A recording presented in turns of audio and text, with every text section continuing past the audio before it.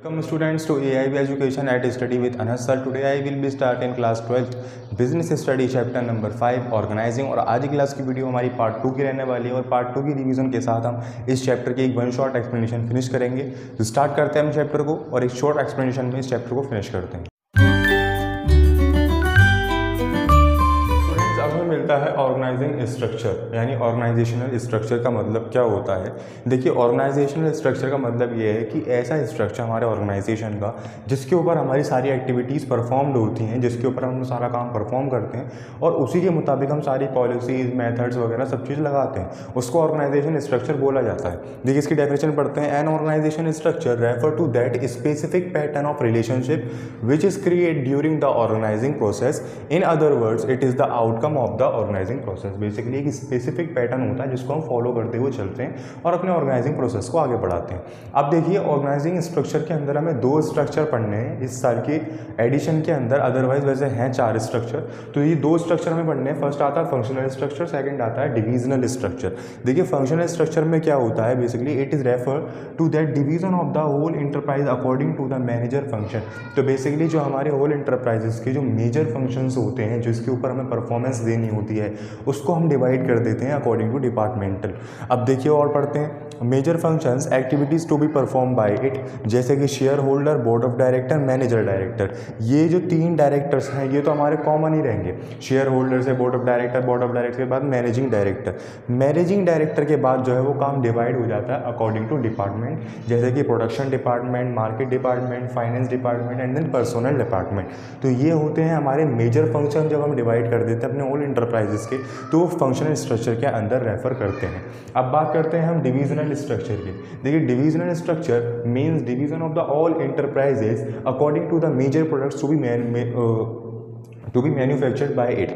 तो बेसिकली जो हमारी ऑर्गेनाइजेशन होती है, ऑर्गेनाइजेशन में जो मेजर एक्टिविटीज़ हम परफॉर्म कर रहे हैं, मेजर एक्टिविटीज़ परफॉर्म करके जो हम मेजर प्रोडक्शन कर रहे हैं, उसका डिवीज़न हम करते हैं यहाँ पे। जैसे फॉर एग्जांपल हमारे ऑर्गेनाइजेशन के अंदर 2 तरीके के मेटल बनते हैं। पहला प्लास्टिक मेटल और दूसरा कौन से बनते हैं, मेटल प्रोडक्ट डिवीज़न, और दूसरा होता है प्लास्टिक प्रोडक्ट डिवीज़न।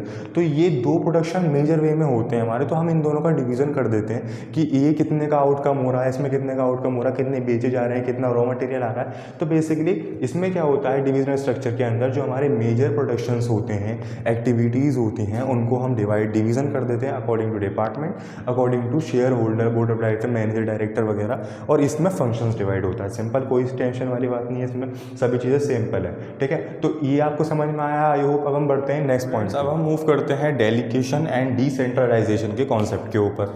देखिए, सबसे पहले हम समझते हैं डेलीगेशन क्या होता है। देखिए, जब हम कोई पूरी ऑर्गेनाइजेशन का जो काम होता है, ज़्यादातर वो मैनेजर्स काम करते हैं। अब देखा जाए, कोई एक मैनेजर है, उसको सभी को इंटरव्यू लेना है सबका, है ना, जॉब के लिए आने वाले हैं लोग या आ रहे हैं या आ चुके हैं।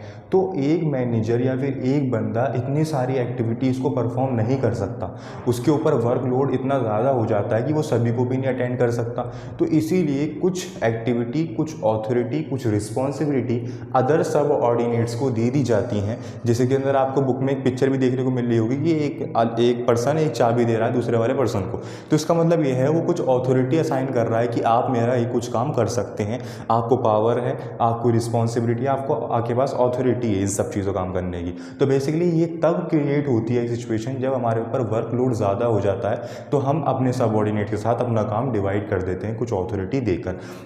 It is need is felt when due to excess workload on a manager he is unable to perform to all activities. In this situation he divides his work among the subordinates. यानी इस situation के अंदर हम अपना work divide कर देते हैं अपने सबऑर्डिनेट्स के बीच में।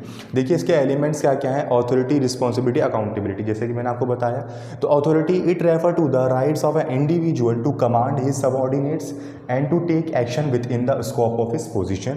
ये क्या करता है, रेफर ये राइट्स देता है इंडिविजुअल कमांड को, यानी सबऑर्डिनेट्स को एक कमांड देने के लिए, एंड द टेक एक्शन, और एक्शन देने के लिए with in the scope of position, एक पोजीशन को अचीव करने में उनको ये अथॉरिटी देता है कि आपके पास ये कमांड, आपके पास ये शक्ति है कि आप कोई भी कमांड कर सकते हो, कोई भी स्टेप ले सकते हो अपनी पोजीशन को अचीव करने के लिए या गोल को अचीव करने के लिए, राइट। अब देखिए, responsibility it refer to the obligation of subordinates to properly perform the assigned duties. तो बेसिकली बता रखा है कि ये ऑब्लिगेशन क्या करता है, सबऑर्डिनेट्स अपने जो उनको ड्यूटीज़ दी गई हैं, वर्क दिया गया है, वो प्रॉपरली परफॉर्म कर सकें जो उनको असाइन की गई हैं ड्यूटीज़। तो बेसिकली रिस्पॉन्सिबिलिटी तो यही बनती है ना उनकी। और accountability it refer to answerability of the final outcome of the assign task. So basically जो हमने अपने सबऑर्डिनेट्स को काम दिया था, अब उनकी बारी आती है आंसर देने की हमें, जो कि हमने उनको टास्क दिया था, तो फाइनल आउटकम देते हैं वो हमें। तो बेसिकली ये तो बहुत ईजी है, अथॉरिटी, रिस्पॉन्सिबिलिटी, अकाउंटेबिलिटी, जो कि डायरेक्ट रिलेट कर रहे हैं हमारे स्किन से, सबऑर्डिनेट से।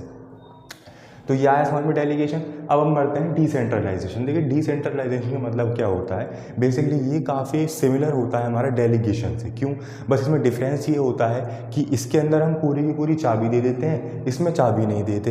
इसमें क्या करते हैं, under decentralisation number of decision making points increase, number of decision making point increase because authority is delegated to middle level and lower level management to take significants momentums important decision.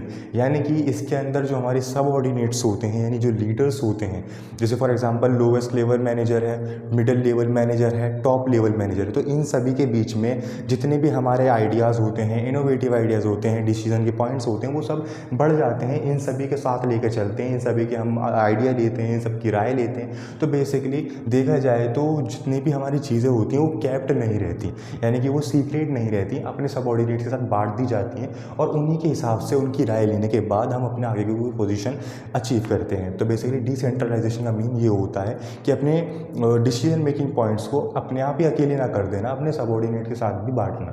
तो basically ये होता है decentralisation और ये delegation. I hope आपके समझ। आज की क्लास के लिए इतना ही। आज की क्लास के वीडियो में हमने चैप्टर नंबर 5 ऑर्गेनाइजिंग का फुल रिवीजन कंप्लीट कर लिया है।